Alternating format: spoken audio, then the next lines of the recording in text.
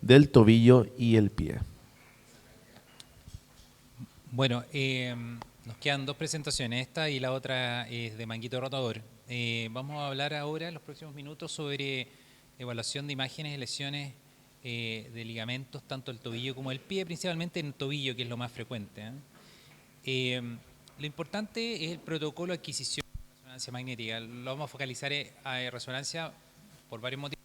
La ecografía también tiene su utilidad, pero el problema es que no evalúa muchas cosas que son importantes para el paciente y para el pronóstico.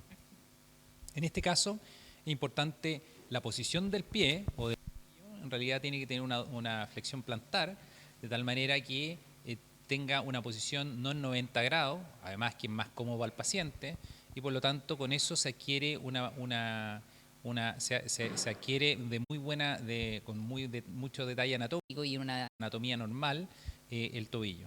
También hay planos axiales, sagitales, corte de 3 milímetros, como habíamos conversado anteriormente. Obviamente se pueden hacer 3D, 2D, que son las más frecuentes. 3D hacemos muy poco. La anatomía, obviamente, funcional del tobillo, están las articulaciones, está la articulación tibiotalar, la subtalar y la cinesmal, y también están los grupos de ligamentos que están en el complejo medial, complejo lateral y el cinesmal. Y obviamente hay estabilizadores que son ya superficiales, como son los ligamentos, pero también hay unidades músculo-tendinosas, que son los dinámicos. El movimiento triplanar del pie, ahí pueden ver en el mismo dibujo, de fondo el pie puede tener rotación interna, externa, eversión, inversión, dorsiflexión, flexión plantar, dorsal, etc. Entonces, por lo tanto, es multirotacional.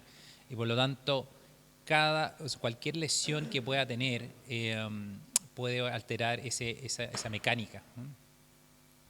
Desde el punto de vista de los esguinces de tobillo, la epidemiología, en general, los esguinces de tobillo alto a nivel de la sindesmosis representan aproximadamente un 7% de todos los esguinces de tobillo. Entonces, cuando hay un esguince, hay una probabilidad de un 7% de que también comprometa la sindesmosis. Es importante que no se puede quedar inestable. Actualmente, en la unidad donde yo trabajo, se adquirió hace un par de años atrás, que es el único escáner con carga que hay en Chile por ahora, que la alemana y Metz quieren comprarse uno. Y se está evaluando el área sindesmal con tomografía computada en carga, donde nos hemos dado, los estudios prospectivos en el fondo es que en estos pacientes que tienen esguince y dolor crónico, muchos de ellos la causa está en el nivel de la sindesmosis y por lo tanto se mide con carga ambos pies, ambos tobillos, y se mide el área sindesmal a 10 milímetros por sobre el plafón tibial, y si hay una diferencia de un 15% es significativo y los traumatólogos van y hacen una estabilización de la sindesmosis. Eso se ha ido correlacionando muy bien con los resultados de los pacientes se les pasa el dolor después de eso. ¿Okay? Y en atletas la incidencia puede llegar hasta el 40%. Por lo tanto, los atletas siempre tienen, porque los atletas primero tienen un aparato locomotor más potente, segundo, es de más alta energía, como cuando llegan no es lo mismo un esguince de Messi o de Cristiano Ronaldo por la potencia, por el nivel que está, que a un jugador de fin de semana. Y por lo tanto, la incidencia es mucho más en atletas. Bueno, ahí están todos los ligamentos, no vamos a entrar en detalle. El ligamento peroneo australiano anterior, el ligamento tibio peroneo anterior inferior, el ligamento tibio peroneo posterior inferior, el ligamento peroneo australiano posterior y el ligamento peroneo calcáneo. En realidad, bueno, ahí está el complejo medial también en esta zona y están todos estos ligamentos interóseos que son intertarsianos. Desde el punto de vista del mecanismo de lesión de sindesmosis siempre se asocia obviamente un efecto rotacional, generalmente en eversión, con a veces lesión de complejo medial, pero hay que ir a buscarlo. Ecográficamente también hay que ir a buscarlo, porque uno a veces ve derrame articular, el ligamento peroneo australiano anterior no tiene muchas alteraciones, uno tiene que subir y mirar el ligamento tibio peroneo anterior inferior. El ligamento, somos los diagnósticos de imágenes de lesiones sindesmales. Aquí uno ve el ligamento tibio peroneo anterior inferior y el ligamento tibio peroneo posterior inferior. Fíjense que tiene aumento señal y de grosor y pérdida de definición fibrilar, por lo tanto es compatible con un 15 grado 2. Y la resonancia es muy buena para evaluar ligamentos, músculos y lesiones osteocondrales, etc. Y por lo tanto es la técnica mejor, porque por ejemplo el ligamento tibio peroneo posterior inferior es muy difícil verlo ecográficamente.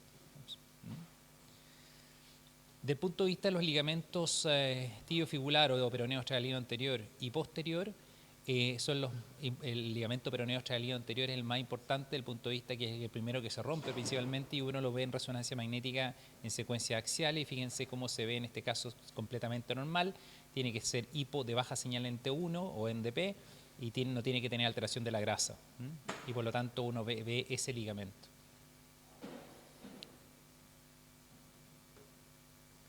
Del punto de vista del E15 lateral del pie, la epidemiología habla que la incidencia es un 20% de lesiones deportivas, la incidencia en básquetbol es de 45%. Y el ligamento tibio-peroneo anteroinferior es el 83% de las lesiones laterales. Y por lo tanto, es raro ver roto un peroneo calcáneo o peroneo australiano posterior sin ver el ligamento peroneo australiano anterior alterado. Entonces, hay que partir por ese, obviamente.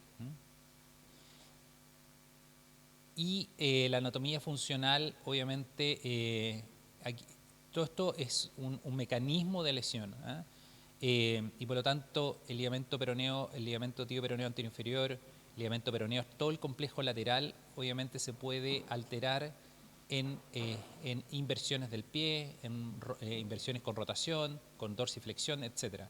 Y obviamente esto tiene un mecanismo que va de menos a más. Por ejemplo, si generalmente se daña el complejo lateral sin desmal y puede ir dependiendo del grado de rotación y de energía que tenga, también puede tener lesión del ligamento del complejo medial, que es menos frecuente. El problema mayor es que el complejo medial es como el área oscura, en el fondo se evalúa, pero en realidad no se hace mucha cosa. Y por lo tanto se ha visto que en pacientes que quedan con dolor crónico, incluso después de tratamiento quirúrgico, muchos de ellos tenían inestabilidad medial. El mecanismo de lesión del complejo lateral generalmente es una inversión del pie, fútbol, que se dobla en el pie y obviamente se puede asociar o no a fractura. Hay una flexión plantar o inversión, después desplazamiento del centro de gravedad, rotación del tobillo y hay lesiones obviamente del ligamento peroneo australiano anterior, el ligamento peroneo calcáneo y la cápsula articular. Entonces son los ligamentos que uno tiene que ir a mirar. En este caso, fíjense, un paciente tiene un 15 ligamento tibio peroneo anterior inferior, tibio peroneo posterior inferior, pero además tiene una edema contusional del malleolo posterior. Entonces uno tiene que identificar todo este anillo, el anillo completo, y además si tiene o no fractura. También en el diagnóstico de imágenes de 15 laterales o de cualquier 15 de ligamento está en una fase precoz, que es una fase inflamatoria, con mucho edema, hematoma, etc. A veces, como pasa en el ligamento cruzado anterior, es difícil a veces identificar claramente cuánto está roto, porque obviamente tiene mucho edema. Después está la fase reparativa, que es de 3 a 5 días, donde hay tejido fibroblástico, hay engrosamiento, un tejido proliferativo, todavía puede haber edema. A las 2 semanas, generalmente, uno ve el defecto del ligamento peroneo australiano anterior. Entonces, a las 2 semanas uno realmente puede decir, no, o sea, es que está roto completo. Es lo mismo que pasa con el ligamento cruzado anterior. Y la fase de remodelación es de los 15 a los 28 días que uno empieza a ver fibrosis. Tiene un tejido anormal de baja señal en toda la secuencia, que es tejido de fibrosis. Del punto de vista del ligamento talo o peroneo australiano anterior o talofibular anterior, es el que les decía yo, que el que más se rompe con mayor frecuencia, se ve en secuencias ponderadas en T1 o DP. La apariencia anormal obviamente es la que le mostraba anteriormente y va obviamente desde el margen anterior del malleolo peroneo hasta el margen anterolateral del astrágalo.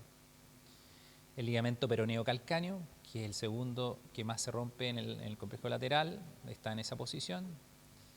Y acá está el ligamento peroneo australiano posterior, que es menos frecuente que se rompa, pero además tiene otro tema, que para resonancia magnética puede simular, siempre se ve como un poco más grueso, un poco de mayor señal, y por lo tanto puede haber un pitfall ahí en el sentido de que uno diga, tiene una lesión, pero no la tiene. Del punto de vista del esguince medial, fíjense que es de muy baja incidencia, 5% de los esguinces, y generalmente son pacientes que son gimnastas, futbolistas o juegan rugby, y el riesgo es obviamente mucho mayor en hombres que en mujeres, especialmente por el nivel de energía, aunque obviamente hemos visto ligas de mujeres de fútbol que juegan con la misma energía que los hombres. Y asociado a las lesiones de sindesmales hasta el 10%. Entonces, por lo tanto, si hay una lesión del complejo medial, siempre ir a mirar la sindesmosis. La sindesmosis siempre como que queda con una evaluación así como más adelante, pero en el fondo genera dolor crónico, tardío.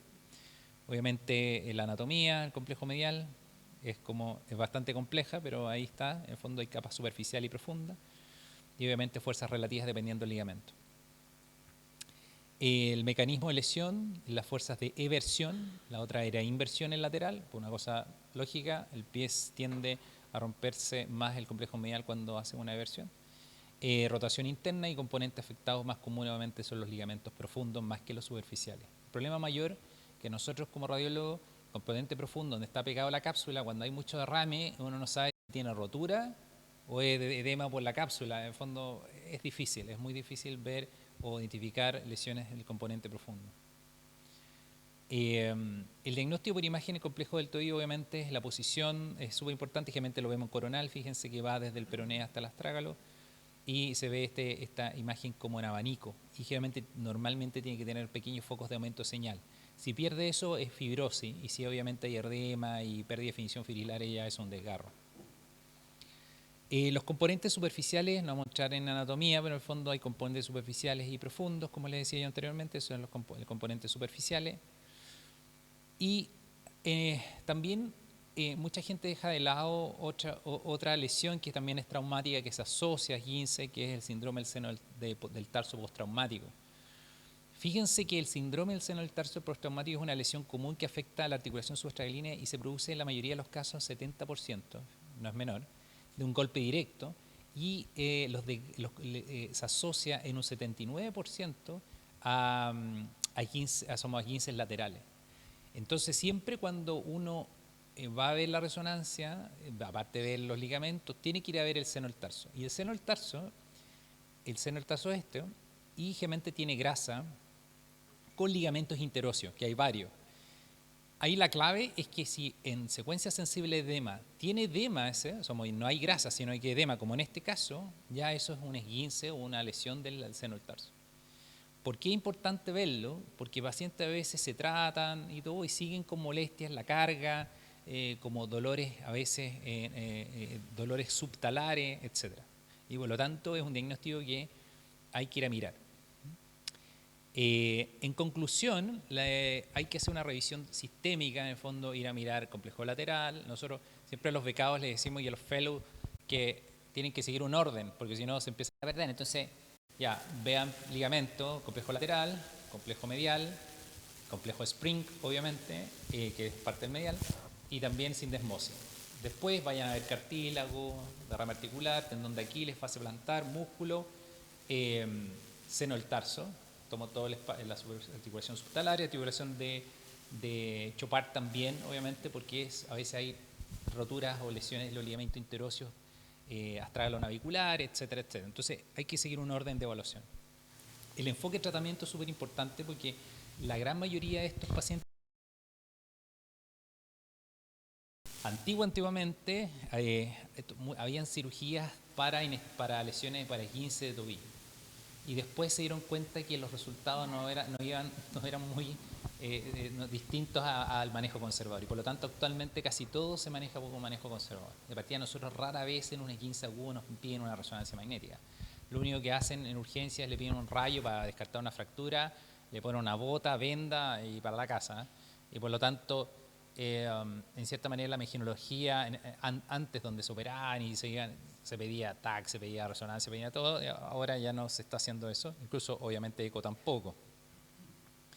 Y obviamente lo más importante es que estos pacientes no lleguen a inestabilidad crónica, porque si llegan a inestabilidad crónica ya es un desastre, porque empieza la artrosis secundaria, las lesiones osteocondrales, sinovitis, derrame articular, y esos pacientes se empiezan a guisar y terminan muchos de ellos en prótesis de tobillo, etcétera, etcétera. Entonces, lo más importante es evitar el esguince crónico.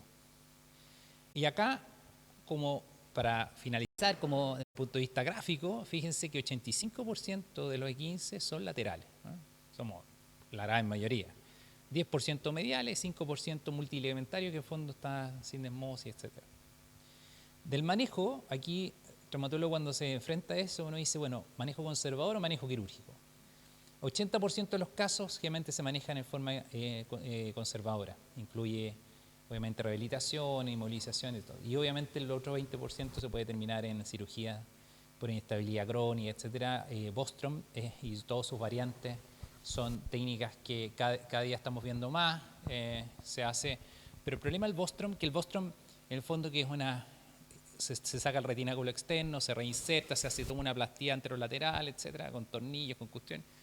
Y en cierta manera, el problema que hemos visto en el Bostrom, que aparentemente quedan estables y obviamente son cirugías cuando ya con esguinces crónicos, etcétera. Pero el problema está que los pacientes quedan con dolor y a nosotros muchas veces nos piden infiltraciones de esos pacientes. ¿Y por qué quedan con dolor? Porque queda como una masa de tejido fibrótico en esa zona. Claro, quedan estables, pero cada vez que mueven el pie da la sensación que producen pellizcamientos locales. Y obviamente está el síndrome de pellizcamiento anterolateral y dentro de ellos el postquirúrgico es uno de ellos. Y por lo tanto, ¿cuál es el mejor enfoque para tratar lesiones, en este caso de tobillo, dice rodilla? Es desarrollar obviamente el riesgo de inestabilidad crónica en lo que hay que evitar de todas maneras. Y por eso, buena kinesiología, identificar bien el patrón ligamentario roto, etcétera, y obviamente terminar en cirugía. Muchas gracias.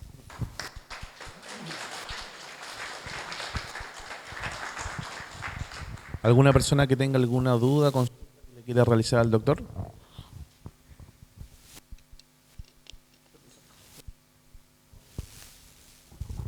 Hola, buenos días. Marco Hola, Antonio hola. Belli, acá traumatólogo del hospital regional. Como el tema es evaluación por imágenes, vi que se concentró bastante en lo que es resonancia magnética. Nosotros, llevándolo a una cosa muy cotidiana, enfrentamos, como usted decía, en la urgencia pacientes con probables lesiones ligamentosas diariamente, una de las consultas más frecuentes. Pero muchas veces nos queda la duda, sobre todo cuando hay lesión ósea, es un poquito evidente y hay que sospecharla siempre, pero cuando no hay lesión ósea evidente en la radiografía, muchas veces nos queda la duda si estas famosas pruebas de estrés, no sé, gravity test o weight bearing, así apoyando carga o sometiendo estrés durante la radiografía, no lleva a alguna conclusión a nivel de urgencia traumatológica. Y quería ver su visión, qué opina de estas pruebas, si las utilizan, o sea, básicamente la opinión en lesiones netamente ligamentosas. Sí. Bueno, es una buena pregunta porque todo lo que es radiología simple con estrés, en el fondo tiene cierta utilidad. Obviamente, principalmente en pacientes que ya pasó el evento agudo, obviamente por una cosa lógica, porque hacer estrés a un paciente con el 15 agudo en realidad es bien como muy doloroso, entonces es llegado a hacerlo. Pero sí cuando posteriormente poder ir a mirar obviamente el espacio sindesmal, obviamente aperturas anormales con estrés y todo. El problema mayor del estrés que hemos visto nosotros radiológicamente, que depende mucho cómo lo hagan, quién lo hace, etcétera. Muchas veces nosotros, típico se hace y donde a veces puede estar no tan estandarizado, pero yo veo que los traumatólogos llegan y a veces cuando están desocupados van y abren el espacio, cosa que, por ejemplo, un tecnólogo no lo hace porque obviamente aplican técnicas diferentes, movimientos de inversión, eversión. El problema está que, claro, que si no está, tampoco te descarta. Si no hay una apertura, hemos visto, por ejemplo, pacientes con grandes lesiones que a veces la radiografía de estrés muestra normal. Y eso no solamente para tobillo, sino, por ejemplo, escafo semilunar y para todas esas cosas. Entonces, claro, puede servir, pero tiene un valor predictivo, en este caso negativo, no tan bueno, porque obviamente si está negativo no apoya. En general, ¿qué hacemos? Estos pacientes para ver inestabilidad, bueno, nosotros tenemos la suerte, entre comillas, de tener el tag en carga, que obviamente se hace el escáner, un escáner con carga, en el fondo, que nosotros vemos el área, medimos una cantidad de espacios, cosas que se han ido inventando últimamente y nos hacen medir, parecemos ingenieros nosotros más que radiólogos, midiendo cosas, y en general con eso se ha visto, sobre todo en sindesmosis, que es bastante bueno. Lo otro que se planteó hace un tiempo atrás, que esto es una idea innovadora, pero no prendió mucho, no sé si se puede prender acá, es que cuando ustedes tengan un tobillo que es inestable o tienen dudas, el tema es que, claro, uno lo puede llevar a resonancia, y claro, uno puede decir, ah, mira, ¿sabes qué? Tiene fibrosis y todo, pero uno no sabe si esa alteración de señal es una rotura significativa o no. Entonces ahí se planteó en una oportunidad donde hay escáner en todos lados y es rápido, la resonancia es más lenta, más cara, etcétera, es en pacientes agudos, o subagudos, ya que tienen mucha hemartrosis y derrame, inyectar suero con medio contraste ayudado. Ustedes infiltran tobillo súper bien, en el fondo, entonces no es necesario hacerlo bajo ecografía y todo. Y de ahí se envía a escáner y se hace un arthrotac. Lo bueno de eso es que el arthrotac de tobillo es mucho mejor para roturas de ligamento que una resonancia, porque si uno ve que se extravasa el medio contraste por el espectro lateral o la sindesmosis se va al medio contraste por la membrana interosseosa arriba, nadie va a discutir nada, porque nosotros vamos a decir, no, tiene edema la membrana ya, pero ¿qué? ¿Está roto completo? No se sabe. Entonces, fue una idea, no prendió mucho, pero podría ser una alternativa en pacientes que en el fondo que tienen esguinces crónicos, que no dicen, ¿sabes qué? Y ahí ven dos cosas. Uno, aparato, la cápsula, ligamento, etcétera, y también ven fractura. Entonces, como que puede ser utilizado tanto para trauma como para esguince. Entonces, eso es una alternativa. Pero la radiografía sí tiene, lo malo es que es operador dependiente, depende cómo lo hagan, etcétera. Y ustedes pueden quedar con muchas dudas. Yo creo que es mejor ir a cosas un poco más avanzadas para ver inestabilidad crónica en estos pacientes. Sí. No, no lo conozco. ¿No?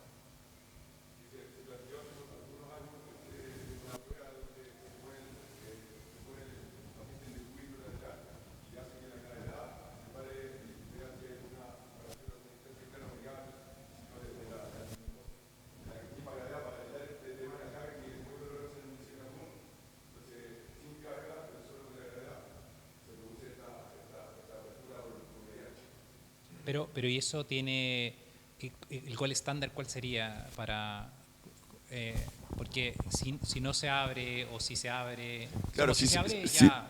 se abre, o sea, claro, como Si dice no usted, se abre, sí. si se abre, evidentemente uno tiene que sospechar la lesión sindesmal y pensar en fijar eso, como decía, nosotros normalmente la cirugía de fijación sindesmal es bastante poco compleja, entre comillas, como toda cirugía puede tener complicaciones y todo, pero idealmente nosotros tratamos de evitar ese tipo de cirugía.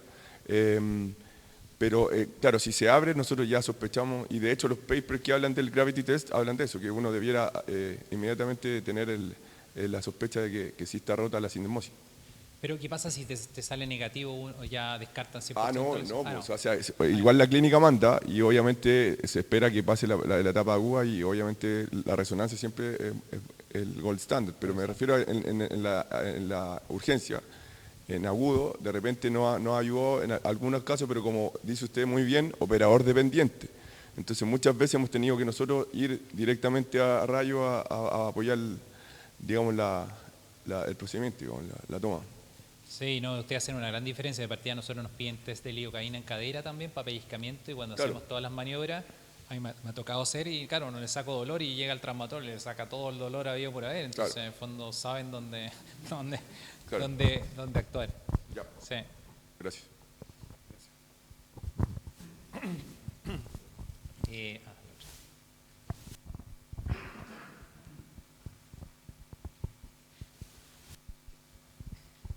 Vamos a continuar con la última exposición del día, la cual lleva por título Manguito rotador, anatomía, patología y diagnóstico por imagen.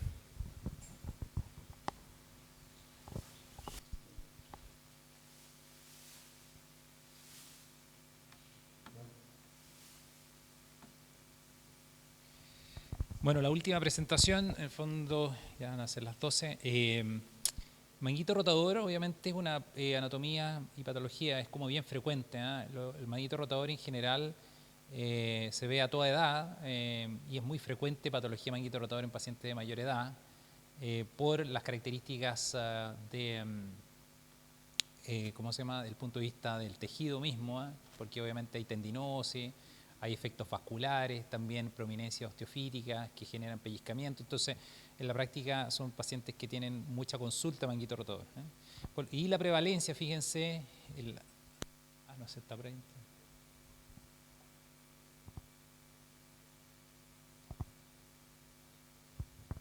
Tiene una alta prevalencia, con una prevalencia de por vida aproximadamente un 70%. O sea, la probabilidad de tener manguito rotador es bien alto. Y los factores de riesgo, la edad es un factor, como les comentaba anteriormente. Y obviamente hay otros estilos de vida, no sé, por gente que hace, como obviamente tabaquismo, colesterol que se asocia, pero también traumatismo, algunos tipos de lesiones más traumáticas, ¿no? Y se habla de una patología multifactorial. Obviamente hay factores intrínsecos, que es propio de la edad o de las características del tendón, y extrínsecos, que son el pinzamiento subacromial. Del punto de vista, obviamente, está el examen físico, después está el papel de los radiólogos, que es identificar, obviamente, ciertos grados de lesiones, partiendo de lo más básico, que es la radiografía, pasando por la ecografía, que con esos dos es muy bueno para manguito rotador. Obviamente, ante una duda, lesiones del labro, etcétera, la resonancia, pero ya con esas dos técnicas nosotros podemos abordar gran parte de los pacientes, y la resonancia con la eco sigue compitiendo desde el punto de vista de diagnóstico, ¿no? Hay un poco de anatomía, pero en el fondo está el supraespinoso, infraespinoso escapular, tendón largo del bíceps, podemos ver varios tendones, tendón redondo menor, etcétera.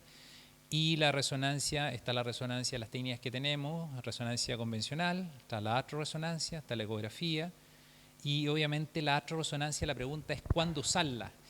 La artroresonancia antes se usaba harto, principalmente porque para lesión del cartílago, del labro, etcétera. Y obviamente, como yo comentaba anteriormente, cuando pasa medio contraste por una estructura es porque está rota, no hay una interpretación diferente. Entonces, el tema es que la artro, bueno, obviamente es un proceso más invasivo, hay que inyectar, etcétera. Actualmente, con la calidad de los resonadores, que son resonadores que tienen ya una calidad mucho mejor que los que hace 10 años atrás, casi el requerimiento de artro queda como solamente en etapa prequirúrgica. En el fondo, cuando dice, no, yo quiero voy a poner un ancla, pero me quiero asegurar si el flap es 360 o es, no sé. Entonces ahí lo piden. Lo otro, sensibilidad y especificidad, según la literatura, de resonancia versus ultrasonido. Fíjense que lo azul es la sensibilidad a lesiones completas, el naranjo es sensibilidad a lesiones parciales, y la especificidad, ¿no? Lo importante es la sensibilidad, ¿no? Porque obviamente sin sensibilidad la especificidad se va para abajo también. Entonces, en lesiones que son en la resonancia magnética, tanto la resonancia magnética, tanto lesiones completas como parciales, es mejor que la eco. Pero donde realmente hace un cambio significativo son lesiones parciales, ¿no? Donde ahí uno ve cosas que quizás la eco es difícil. Sobre todo que la eco, de operador dependiente, máquina dependiente, hay anisotropía, pacientes que tienen mucha tendinosis, uno no sabe si tiene un desgarro o es tendinosis pura, etcétera, etcétera. Por lo tanto, hay que jugar más, y ahí es donde se genera el desfase de sensibilidad, y la resonancia claramente es mucho mejor. La prevalencia de dolor de hombro. Esto es interesante, me imagino que obviamente ustedes lo deben manejar muy bien. En el fondo, cuando se presenta un paciente con dolor de hombro, según la literatura, la causa que sea por lesión de manguito rotador es generalmente un 30 o 50%. Somos casi la mitad de los pacientes, estamos hablando no traumáticos, ¿no? Sacando todo lo traumático, etc. Después 10 a 20% es bursitis subacromial, que la bursitis también lo vemos incluso en gente joven, y que es una causa de dolor, obviamente se puede infiltrar, y etc. Y obviamente 5 a 10, tendinopatía al bíceps, y ya vienen otras cosas que son artritis reumatoide, osteoartritis, etc. Entonces, en la práctica, manguito rotador se lleva al 50, el resto las bursitis, un poco, y tendón largo del bíceps. Eso es como cuando uno se enfrenta a un paciente con dolor. Del punto de vista de la tendinosis, uno ve, ¿cómo ve la tendinosis en una resonancia? Uno ve una alteración del patrón fibrilar. Puede haber un aumento de grosor o una alteración de señal. Y esa tendinosis puede ser progresiva, ¿eh? Y obviamente cuando tiene más tendinosis y la calidad de las fibras son malas, en la práctica tiene más riesgo de rotura. Entonces a veces uno obviamente ve tendinosis y ve rotura. Cuando uno ve un tendón normal y lo ve roto, uno tiene que preguntarse si hubo un trauma, ¿eh? Porque obviamente pueden haber roturas traumáticas del tendón, ¿eh? Y por lo tanto, y eso progresa con la edad, hay otros factores, etcétera, que el paciente puede aumentar su tendinosis. Hay distintos tipos de desgarro, las clasificaciones de desgarro. Están las grandes clasificaciones, hay varias, pero están desgarros de espesor parcial, desgarros de espesor total, y después están los desgarros intersticiales o intrasustancias, y obviamente la importancia de eso es un poco la comunicación que tenemos con los traumatólogos para decir, mira, ¿sabes qué? Esto es de la cara bursal, de la cara articular, etcétera, porque ellos toman decisiones dependiendo de eso. Entonces, están los desgarros parciales, están los desgarros completos del tendón y obviamente están los desgarros intrasustancia o intersticiales, ¿no? Del punto de vista de la evaluación anatómica del tendón supraespinoso, bueno, ustedes saben de anatomía, en el fondo está el tendón supraespinoso, la posición, etcétera, y el desgarro, hay un desgarro que se puede pasar en resonancia y que es bien frecuente, que es el desgarro tipo pasta, que es una avulsión parcial del tendón supraespinoso en el lado articular del tendón. Hay una pequeña rotura que a veces por resolución del resonador a veces se pueden pasar y generan dolor, obviamente, y bursitis, etcétera, ¿eh? Pero la idea es poder adquirir bien la resonancia para poder identificar bien el tendón supraespinoso. Y aquí ustedes ven el tendón supraespinoso, el infraespinoso, redondo menor, y aquí el tendón largo el bíceps, y ustedes ven el grado insercional. Aquí, eso sí, que esto es obviamente un esquema, un dibujo en el fondo, hay una zona de intersección, hay una zona que se mezclan fibras que hay entre supraespinoso e infraespinoso, que son las fibras posteriores del tendón supraespinoso con las del infraespinoso. Esa zona a veces puede tener rotura y generalmente se asocia, y por lo tanto es la zona de intersección entre esos dos tendones. Hay distintos tipos de desgarros, obviamente un paciente podría tener un desgarros masivos, que son desgarros de varios tendones con mucha retracción, y por lo tanto hay que saber anatomía en este caso. Desde el punto de vista del tendón subescapular, la incidencia de desgarros es de aproximadamente un 31%, con un solo 6,4% de desgarros aislados. Generalmente se asocian a otros desgarros, rotura del supraespinoso, subescapular, infraespinoso, siempre va de la mano de otro, es muy raro el desgarro único. Y obviamente hay distintas clasificaciones, está la clasificación de Fox, nosotros usamos la FOS, también hay distintas clasificaciones que en realidad casi todas son iguales, son de rotura parcial, rotura completa, si es que está en el tercio proximal, tercio inferior del tendón subescapular, principalmente porque cuando se rompe el subescapular, aparte de tener problemas obviamente de rotación interna, es que se puede luxar el tendón largo del bíceps.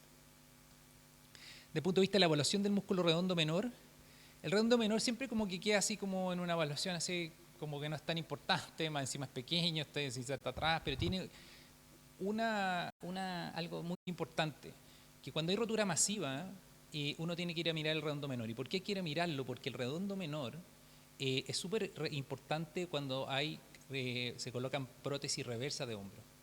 Cuando se pone prótesis reversa de hombro, uno de los factores pronósticos y que es el trofismo del redondo menor. Entonces, el redondo menor siempre hay que mirarlo. En ecografía también, uno se demora nada en bajar y mirarlo en la zona insercional. Es raro, obviamente, una rotura aislada del redondo menor. Fíjense que la incidencia reportada de desgarro único es 0,9%, somos nada. Y lo importante es ordenarse, es decir, bueno, el tamaño del desgarro, el desgarro siempre se mide, primero, si es que es de espesor completo o espesor parcial, si es la cara bursal o la cara articular, si es parcial, el diámetro coronal, el diámetro coronal de desgarro, también el diámetro anteroposterior, porque obviamente, por ejemplo, el tendón supraespinoso puede tener rotura solamente en las fibras insercionales anteriores. Y lo otro interesante e importante, infiltración grasa. Pues infiltración grasa es factor pronóstico. O sea, obviamente no sacamos nada ir a reparar un tendón si el músculo está súper atrófico. Y también el grado de retracción. El grado de retracción para los traumatólogos es súper importante porque cuando entre más retracción hay, ellos saben si es que, o parten de la base que tienen que ir a hacer no pueden ir a reinsertar ese tendón fácilmente. Por lo tanto, tienen que usar, obviamente, técnicas de reinserción, plastías del tendón, etcétera, etcétera, para poder reinsertar ese tendón de nuevo. Y la atrofia es súper importante. La atrofia, nosotros hay varias clasificaciones. La de Guttolier es la más frecuente. Guttolier es una clasificación que partió en Scanner, después migró a resonancia, que fue adaptado por Fuchs en el fondo, y actualmente hay como dos grandes clasificaciones. Está Guttolier y está la de Tommaso. Ambas, Guttolier en el fondo es la que evalúa como el patrón de infiltración de grasa. Si es pequeñas estrías de grasa, si tiene grasa 50 y 50, más de 50, etc. Es como el lomo vetado, en el fondo, no es si es que tiene más grasa, menos grasa, en el fondo, y por lo tanto uno va. Entonces, no solamente evalúa el volumen. En cambio, Tommaso evalúa el volumen, ¿no? Y hay que uno, cuando se lo mete en la cabeza, uno dice, bueno, pero qué importante, ¿el volumen o la infiltración grasa? Es una buena pregunta eso. El problema está aquí cuando reparan el tendón, lo que se puede revertir es la infiltración grasa. Pero el volumen generalmente no vuelve a tener el volumen normal. Somos el volumen como que se queda después de la rotura, independiente de que se repare bien. Y por lo tanto, esa mezcla, tú decís, ya, sabes que yo tengo un músculo que no tiene tanta grasa, sino que tiene más fibra, pero el volumen más chico, claro, tampoco es tan bueno. Pero obviamente las dos son muy malas, infiltración grasa con volumen bajo. Por lo tanto, siempre evaluamos como las dos principalmente, ¿eh? Y la infiltración grasa es factor pronóstico. No es lo mismo reinsertar un tendón con una Gutelier de 4 que uno de 2, punto de corte a veces como 2, y por lo tanto ahí es donde se deciden, obviamente bajo otros factores, ¿eh? Porque hay factores, paciente, la edad del paciente, la movilidad, la actividad, etcétera. Hay varios factores que toman la decisión quirúrgica o no. La causa, obviamente, es cuando hay roturas del tendón. Obviamente ese tendón se desinserta completamente, no tiene actividad y por lo tanto se atrofia. Es como que igual que el desgarro, cuando se rompe un tendón, se atrofia y empieza una pérdida de volumen, ¿sí? Y obviamente hay distintas clasificaciones y lo que le decía yo de la reversibilidad. Y por lo tanto, el sistema de clasificación de Gutelier partió con escáner, después se modificó y se hicieron aplicaciones clínicas. Lo importante de la clasificación es un poco, como todas las clasificaciones imaginológicas, es que le sirva al traumatólogo o al médico tratante, que no sea una clasificación, porque quedan muy bonitos esos informes con 4 clasificaciones, pero uno dice, bueno, ¿cuál de todas esas utiliza o sea es útil para el traumatólogo? Yo siempre, amigos que son traumatólogos, les pregunto, bueno, ¿en qué clasificaciones van ustedes? Porque vamos desfasados, ¿eh? A veces hay clasificaciones nuevas, ¿eh? Entonces siempre hay que estar actualizado ahí conversando con ellos. Y los problemas de interpretación o resonancia magnética, los pitfalls, están los vasos sanguíneos que se pueden hoy simular obviamente alteración inflamatoria, el ángulo mágico, que siempre tenemos ese problema, el cable rotador, que es como un engrosamiento, que son fibras que se pueden confundir con desgarro del tendón supraespinoso, y obviamente contusión. Cuando hay contusión, obviamente se puede ver un edema, etcétera, y uno pierde la definición fibrilar y por lo tanto no es bueno dar un diagnóstico de rotura con una contusión o algo muy agudo. Lo otro, tendinopatía cálcica, que lo vemos muy frecuentemente incluso como hallazgo. Hay que hacer una diferencia entre tendinitis cálcica y tendinosis cálcica. La tendinitis cálcica es un proceso agudo, en el fondo, que es un depósito de hidroxiapatita, que es como el cólico del hombro que le llaman, que en el fondo el paciente llega a la urgencia y con un dolor que es invalidante, no puede mover, generalmente son todos por depósito cristales. Y la tendinosis cálcica es una calcificación, entre comillas, distrófica del tendón. Cuando hay mucha tendinosis, el tendón se empieza a calcificar, ¿eh? Entonces, generalmente es más indoloro. Y del punto de vista de la importancia de la interpretación precisa, es súper importante saber anatomía, mediciones, clasificaciones, saber cuáles son los factores pronósticos, infiltración, grasa, retracción fibrilar, etc. Y por lo tanto, tiene que ir eso en el informe idealmente. Y desde el punto de vista de las conclusiones, han existido avances diagnósticos en resonancia magnética en manguito rotador, principalmente por la calidad de las técnicas que se están utilizando y principalmente también porque, sobre todo a nivel de anatomía más fina como el labrum, generalmente ahora con secuencias 3D, con voxel pequeño, etcétera, etcétera, se puede tener muy buena definición del labrum, que era lo que a nosotros nos costaba mucho ver antes, ¿eh? Y por lo tanto inestabilidades del hombro, ha sido bien importante la resonancia en los últimos años por esta capacidad de identificar anatomía fina con muy buena calidad. Eso, muchas gracias.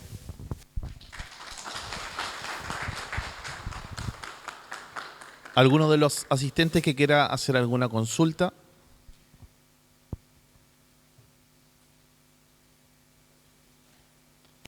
Bueno, nuevamente vamos a brindarle un gran aplauso al doctor Muse por su excelente exposición y a la vez también agradecer a cada uno de ustedes por su participación. Esperamos que haya sido útil y ahora en el año 2025 se viene nuevamente otra jornada y esperamos también contar con su presencia. Para finalizar, vamos a invitar al doctor Pablo Delgado.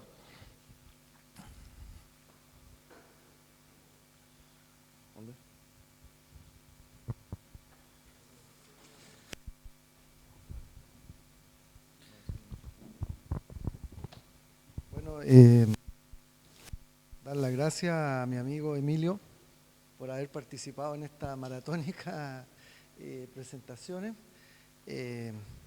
Teníamos otra invitada que lamentablemente tuvo una emergencia y no pudo asistir, y él amablemente cubrió su jornada, por eso fue la mañana traumatológica. Bueno, y darle las gracias y decirle que siempre está invitado a nuestra ciudad.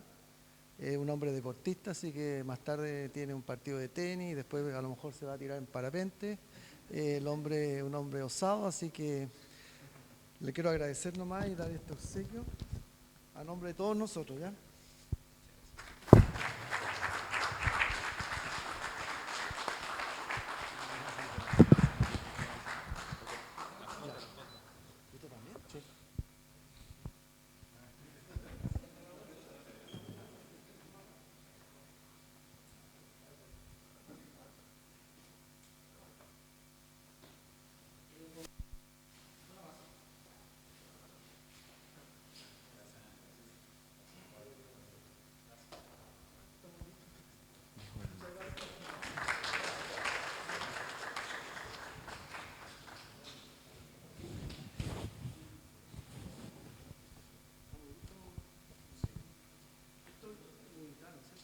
Igual se va a editar y se va a matar.